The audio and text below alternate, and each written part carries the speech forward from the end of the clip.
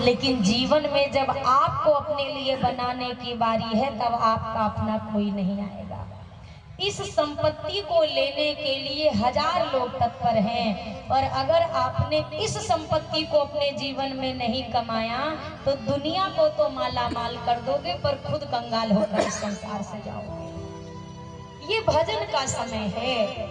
बुढ़ापा अचानक से नहीं आ धमकता है, बहुत धीरे धीरे बुढ़ापे का आगमन होता है। सबसे पहले बाल सफेद होंगे, ये कानों के पास के बाल सफेद होकर कानों में आकर कहेंगे अब हम आ गए हैं, हम भी काले थे पर हमने अपनी कालिमा छोड़ दी, हम श्वेत हो गए, अब तुम भी जीवन की कालिमा से बाहर निकलो, अब बेदाग जीवन जियो, अब इन रंगीन दुनिया के चक्कर में मत रहो, श्वेत जीवन जियो।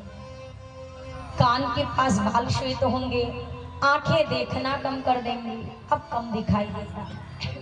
ये संकेत है अब दुनिया को देखने का वक्त नहीं है, अब दुनिया बनाने वाले का हृदय से चिंतन करो। मुख के दांत गिरेंगे बार बार, एक बार नहीं, जितने हैं एक एक करके वो गिरेंगे, हम अब भी नहीं समझते हैं। ये संकेत करते हैं भैया अब दांत गिर गए, अब जो तुम बोलोगे ना वो बात किसी की समझ में नहीं आएगी, लोग चिढ़ेंगे, इसीलिए इनके पीछे समय मत बर्बाद करना, अब तुम मन ही मन राम राम जपते रहना।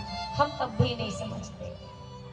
हाथ चलना बंद कर देते हैं, पांव चलना बंद कर देते हैं, सारे यंत्र एक एक करके खराब हो जाते हैं, पर मन तो अभी ज्यों का त्यों बैठा हुआ है, उसको अभी भी वही सब कुछ चाहिए जो अब तक चाहिए था।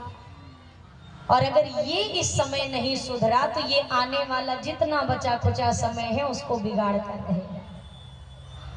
भैया दशरथ जी महाराज ने निर्णय ले लिया, मेरी वृद्धावस्था का समय है तो अब मुझे ये सारी चीजें मेरे राम को सौंप देनी चाहिए। राम कहे तो जो योग्य है घर में हमें उनको ये जिम्मेदारी सौंप देनी है। हम और आप जो चिंता लेकर बैठते हैं ना, अगर अभी से हमने दे दिया और